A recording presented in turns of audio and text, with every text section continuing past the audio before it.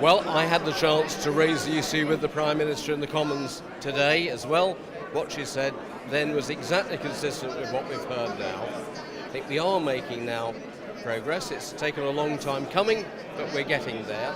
But the key thing is that Gibraltar is being fully included in the process.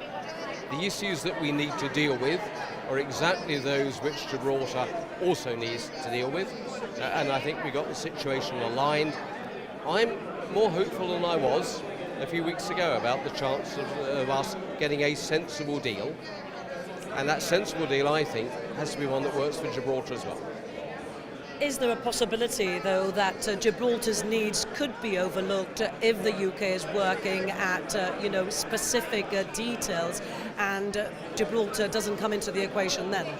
Well, that's why the All Party Group that I chair has to be very much on the detail of this as we go forward. The involvement of Gibraltarian ministers and officials with the working groups is critical on this. So far, I get the sense from the government in Gibraltar that they're satisfied with that, but we're obviously going to want to keep an eye on that very carefully. And given the very strong linkages, particularly around financial services and a number of other key sectors between Gibraltar and the UK, what I think is important is that Gibraltar and the city and the broader financial services will keep very closely aligned, same as we do on things like data protection, data retention, really key for all online types of trading. Now, I think we've got the willingness to do that. We've got to make sure that all of us who are friends of Gibraltar work together to get that done in practice. Now we hear about opportunities moving forward, a global Britain. There's a lot of talk. But what's the reality on the ground? What type of opportunities are we actually talking about?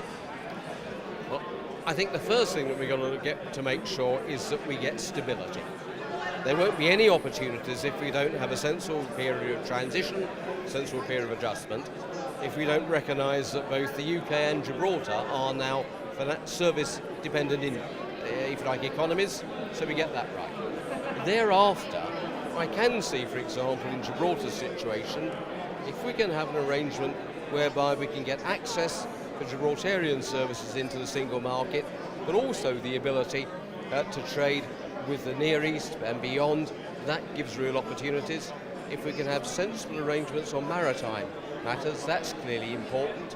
And provided we make sure that we get a proper One Skies policy, we make sure that the whole of the aviation issues are dealt with, I think those are really critical issues.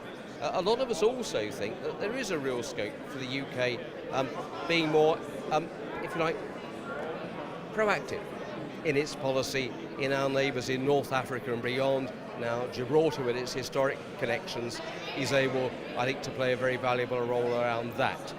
But all of that depends upon us getting our mutual core interest right.